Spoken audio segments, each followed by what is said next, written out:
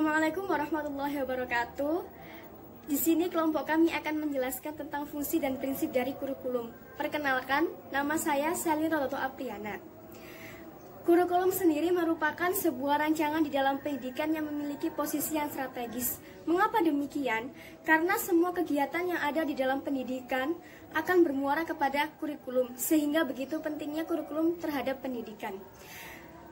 Pada dasarnya sendiri, penyusunan kurikulum harus sesuai landasan atau sesuai pondasi yang kuat melalui pemikiran atau penelitian. Dan juga kurikulum merupakan sebuah sistem yang terdiri dari beberapa komponen-komponen. Di dalam pendidikan, komponen-komponen itu akan dirangkaikan atau akan disusun sesuai dengan lembaga-lembaga pendidikannya itu sendiri. Sehingga di sini kami akan menjelaskan tentang fungsi dan prinsip kurikulum, di mana kita akan mengetahui apa saja fungsinya dan apa saja prinsip kurikulum untuk pembelajaran di dalam pendidikan ini. Oke, saya akan melanjutkan apa yang dibahas oleh teman saya tadi mengenai fungsi dan prinsip kurikulum. Di sini sendiri saya akan menjelaskan fungsi dari kurikulum itu sendiri, yang pada dasarnya kurikulum itu berfungsi sebagai pedoman atau acuan dalam tenaga kependidikan, di mana proses pembelajaran agar mencapai tujuan dengan semaksimal mungkin. Sedangkan bagi guru sendiri, kurikulum itu berfungsi sebagai pedoman dalam melaksanakan proses pembelajaran agar siswa senantiasa paham akan materi yang disampaikan dan bisa mempelajari secara teratur. Bagi sekolah atau pengawas sendiri itu berfungsi sebagai melaksanakan supervisi atau pengawasan, di mana itu menjadi salah satu strategi untuk memastikan bahwa seluruh langkah dalam proses penyelenggaraan dan semua komponen hasil pendidikan yang akan dicapai sesuai dengan target yang diberikan oleh lembaga. Bagi orang tua sendiri, kurikulum berfungsi sebagai pedoman dalam pembelajaran anak dan membimbing anak di rumahnya sendiri. Dan selain itu, orang tua juga dapat membantu usaha dalam mengembangkan proses pendidikan putranya dan mengetahui seberapa banyak pengalaman yang dibutuhkan oleh putranya. Bagi siswa sendiri, fungsi kurikulum itu sebagai pedoman belajar untuk dirinya, di mana kurikulum siswa akan memahami apa yang harus dicapai isi atau bahan pembelajaran ataupun bahkan pengalaman belajar agar mereka bisa mencapai tujuan dalam suatu pembelajaran itu sendiri. Di sini saya akan menjelaskan fungsi kurikulum bagi siswa sebagai subjek didik. Adapun fungsi kurikulum ada 6 fungsi, yaitu 1. Fungsi penyesuaian. Fungsi penyesuaian di sini mengandung makna bahwa kurikulum sebagai alat pendidikan yang harus mampu mengendalikan siswa agar dapat memiliki sifat yang dapat mengendalikan dirinya terhadap lingkungan, baik itu lingkungan fisik maupun lingkungan sosial. Lingkungan itu sendiri senantiasa mengalami perubahan yang bersifat dinamis. Oleh karena itu, siswa pun harus memiliki kemampuan untuk menyesuaikan diri dengan perubahan yang terjadi di lingkungannya. Kedua, fungsi integrasi. Fungsi integrasi di sini mengandung makna bahwa kurikulum sebagai alat pendidikan harus mampu menghasilkan pribadi-pribadi yang utuh.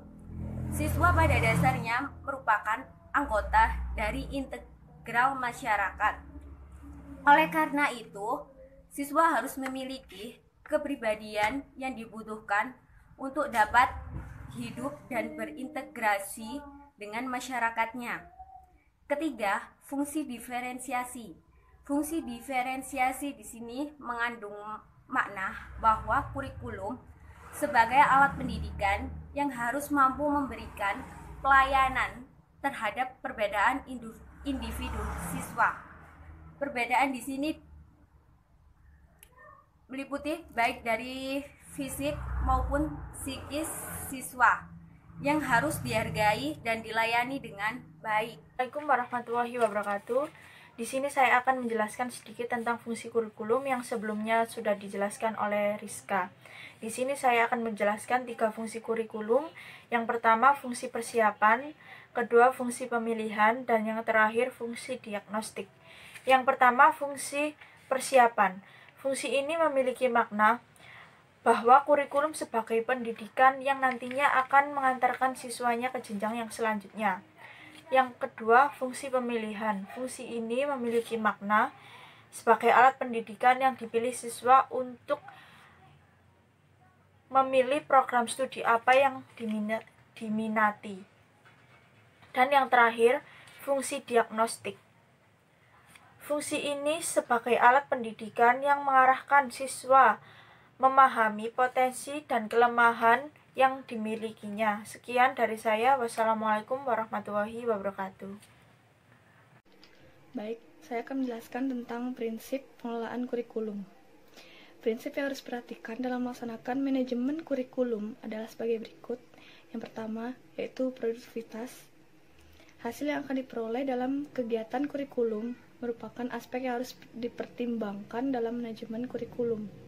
Pertimbangan bagaimana agar peserta didik dapat mencapai hasil belajar yang sesuai dengan tujuan kurikulum harus menjadi sasaran dalam manajemen kurikulum. Yang kedua, yaitu demokratisasi. Pelaksanaan manajemen kurikulum harus berasaskan pada demokrasi yang menempatkan pengelola, pelaksana, dan subjek didik pada posisi yang seharusnya dalam melaksanakan tugas dengan penuh tanggung jawab untuk mencapai tujuan kurikulum. Assalamualaikum warahmatullahi wabarakatuh. Kali ini saya akan melanjutkan presentasi dari teman saya tadi mengenai prinsip pengelolaan kurikulum.